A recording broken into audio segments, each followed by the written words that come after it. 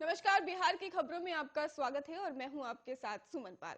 बड़ी खबरों से शुरुआत करते हैं बुलेटिन की। मुख्यमंत्री नीतीश कुमार कोरोना नेगेटिव हो गए हैं और सोमवार की ही शाम को हुई कोरोना जांच में उनकी रिपोर्ट नेगेटिव आई है। हालांकि चिकित्सकों की सलाह पर ही अब भी वे स्वस्थ लाभ ले रहे हैं और मालूम हो कि गत 10 जनवरी को ही मुख्यमंत्री कार्यालय ने ट्वीट के माध्यम से ही उनके कोरोना पॉजिटिव होने की जानकारी दी थी और पॉजिटिव होने के बाद से ही मुख्यमंत्री ने अपने घर में अपने आपको ही आइसोलेट कर लिया था और उनके नेगेटिव होने की जानकारी से उनके चाहने वालों में खुशी की लहर देखने को मिल रही है और जेडीयू के कई कार्यकर्ताओं और नेताओं ने भी उनके स्वस्थ होने की कामना को लेकर हवन और पूजन किया है।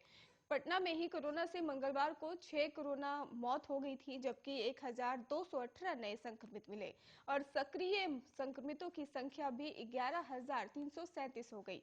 और आपको बता दें कि पिछले एक दिन की तुलना में ही संक्रमितों की संख्या में 183 की बढ़ोतरी हुई है, लेकिन संक्रमण दर में 2% से अधिक गिरावट भी दर्ज की गई है।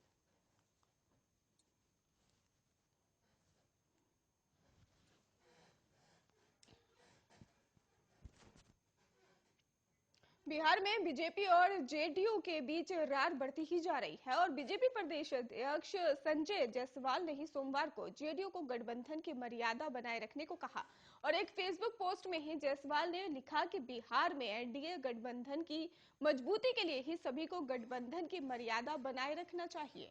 असल में ही उन्होंने जेडीयू के उन दो नेताओं पर निशाना साधा जिन्होंने प्रधानमंत्री नरेंद्र मोदी से दया शंकर सिन्हा से पद्मश्री पुरस्कार वापस लेने का आग्रह किया था, क्योंकि सिन्हा ने सम्राट अशोक की तुलना मुगल शासन औरंगजेब से की थी और उन्होंने जेडीयू नेताओं की तरफ से ही ट्विटर के जरिए प्रधानमंत्री नरेंद्र मोदी पर भी सवाल खड़े करते हुए ही आपत्तिजनक बताते हुए कहा कि इस गठबंधन की पहली शर्त यही है कि प्रधानमंत्री के साथ ट्विटर खेलना बंद करना होगा। अगर बेवजह सवाल खड़े किए जाएंगे तो बिहार के 76 लाख भाजपा कार्यकर्ता इसका जवाब देना बखूबी जानते हैं।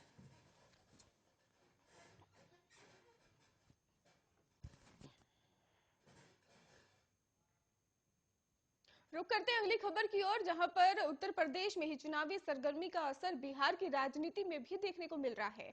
दरअसल बिहार में ही भाजपा जेडीयू गठबंधन की सरकार है, लेकिन यूपी चुनाव में ही भाजपा की ही जेडीयू को सीटें नहीं दी गई हैं और इस पर ही लोजपा के अध्यक्ष चिराग पासवान ने चुटकी ले ली है। यूपी में ही भाजपा द्वारा जेडीयू को ही सीटें नहीं दिए जाने पर लोजपा के ही अध्यक्ष चिराग पासवान ने कहा कि भाजपा के जेडीयू की हैसियत नापती है। उन्होंने कहा कि बिहार में जहरीली शराब से जितनी मौतें हो रही हैं उसके जिम्मेदार नीतीश कुमार हैं। चिराग ने कहा कि मैं शराबबंदी का समर्थन करता हूं, लेकिन जिस तरह से ये लागू किया गया है वो गलत है और यूपी में ही अपनी पार्टी के चुनाव लड़ने पर चिराग ने कहा कि बहुत जल्द ही किन किन सीटों पर चुनाव लड़ेंगे और इसकी घोषणा कर देंगे। और वहीं चिराग ने मुख्यमंत्री नीतीश को ही पत्र लिखकर विधान परिषद चुनाव में सरपंच और पंच को वोट देने का अधिकार देने और उसके लिए जरूरी संवैधानिक प्रक्रिया को पूरा करने की मांग की है।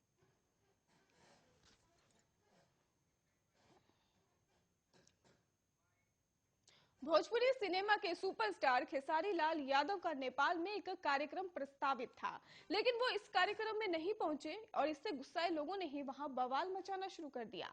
देखते ही देखते कार्यक्रम स्थल में ही तोड़फोड़ शुरू कर दी गई। खेसारी लाल का सुबह से इंतजार किया जा रहा था। जनता इतना आग बबूला हो गई कि उसने स्टेज तक तोड़ दिया और मौजूदा गाड़ियों में भी आग लगा दी। दरअसल नेपाल के ही सुनसरी जिले के ही बुर्ज ताल में इसका बुर्ज महोत्सव का आयोजन किया जा रहा था और इस कार्यक्रम के ही अंतिम दिन खेसारी लाल यादव का ही कार्यक्रम रखा गया था और उनके कार्यक्रम का व्यापक प्रचार भी हुआ था और ऐसे में उनके कार्यक्रम को देखने के लिए कार्यक्रम स्थल पर सुबह से ही भीड़ जुटने लग गई थी। हालांकि जब खेसारी लाल यादव कार्यक्रम में नहीं आए और इस बात का पता जैसे ही लोगों को चला, उन्होंने हंगामा शुरू कर दिया और कुर्सियां तोड़ दी और इसमें कई लोगों की गाड़ियों में भी आग लगा दी गई।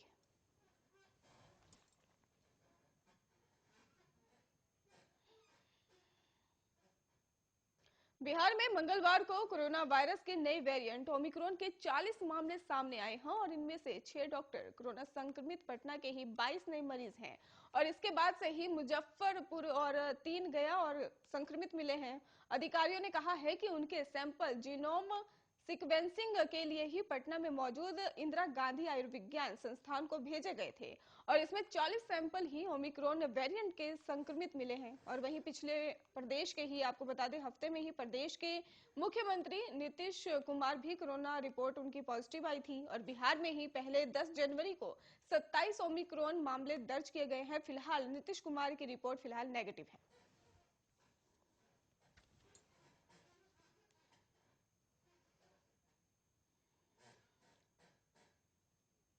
बिहार के नगर पंचायतों, प्रखंडों और पंचायत शिक्षकों के लिए ही वेतन मद में ही 4.14 अरब रुपए जारी किया गया है। शिक्षा विभाग के ये राशि 66,104 नियोजित शिक्षकों के लिए जारी की गई है और ये वैसे ही शिक्षक हैं जो प्राइमरी कक्षाओं में पढ़ाते हैं। जानकारी है कि इस राशि से जनवरी, फरवरी और मार्च का वेतन जारी किया जाएगा। आपको बता दें कि करीब 2.5 लाख से अधिक शिक्षकों के वेतन के लिए ही राशि समग्र शिक्षा अभियान के तहत ही जल्द जारी की जाएगी। और बता दें आपको ये भी कि राज्य के ही प्रारंभिक स्कूल में ही नियोजित शिक्षकों की कुल संख्या 3.23 लाख है और जारी की गई राशि स्थापना मद से ही जुड़ी है। और इस राशि के ही तहत नगर निगम क्षेत्र के नियोजित शिक्षकों के लिए ही 54 करोड़, नगर परिषद के शिक्षकों के लिए 74.49 करोड़ और नगर पंचायतों के शिक्षकों के लिए 1 अरब रुपए से अधिक की राशि जारी की गई है। और इस तरह प्रखंडों और पंचायतों के तहत ही राशि जारी की गई है। और आपको बता दें कि पटना, भागलपुर, दरभंगा, गया, मुंगेर, मुजफ्फरपुर और नालंदा और पूर्णिया नगर निगम के ही 1,229 विशेष शिक्षकों के समेकित भुगतान के लिए ही अलग अलग कुल 18 करोड़ से ज्यादा राशि जारी की गई है और वेतन राशि का किसी अन्य मद में ही उपयोग नहीं किया जा सकता।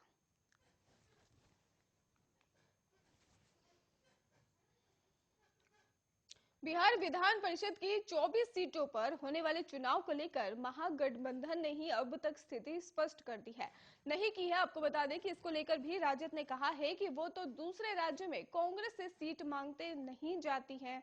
और पार्टी के ही प्रवक्ता मृत्युंजय तिवारी ने कहा कि कांग्रेस को ही समझना चाहिए कि विधानसभा चुनाव 2020 में ही क्या हुआ और उसके बाद भी उपचुनाव में क्या हुआ। विधान परिषद चुनाव को लेकर ही राजद के ही बयान के बाद अब कांग्रेस को लालू प्रसाद का सहारा रह गया है और कांग्रेस विधायक दल के ही नेता अजीत शर्मा ने कहा कि हम महागठबंधन में ही सीटों के बंटवारे के लिए जल्द ही दिल्ली जाएंगे और वहां कांग्रेस आलाकमान सहित राजद नेता लालू प्रसाद से ही मुलाकात करेंगे और लालू के साथ ही बैठकर यह तय किया जाएगा कि 24 में से कितनी सीटों पर राजद, कांग्रेस और लेफ्ट पार्टियां चुनाव लड़ेंगी।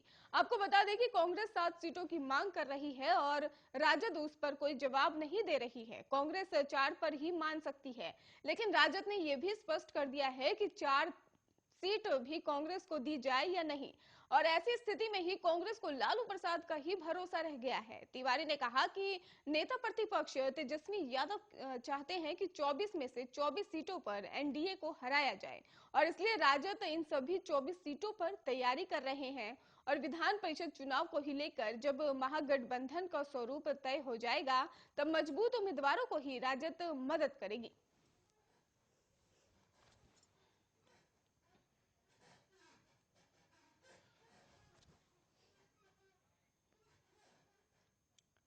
बिहार के बेगूसराय में ही मंगलवार को मुर्गों को लेकर जा रही एक पिकअप अनियंत्रित होकर राष्ट्रीय राजमार्ग 38 पर पलट गई और घटना के बाद ही वहां मौजूद लोगों में ही मुर्गे को लूटने की होड़ सी मच गई।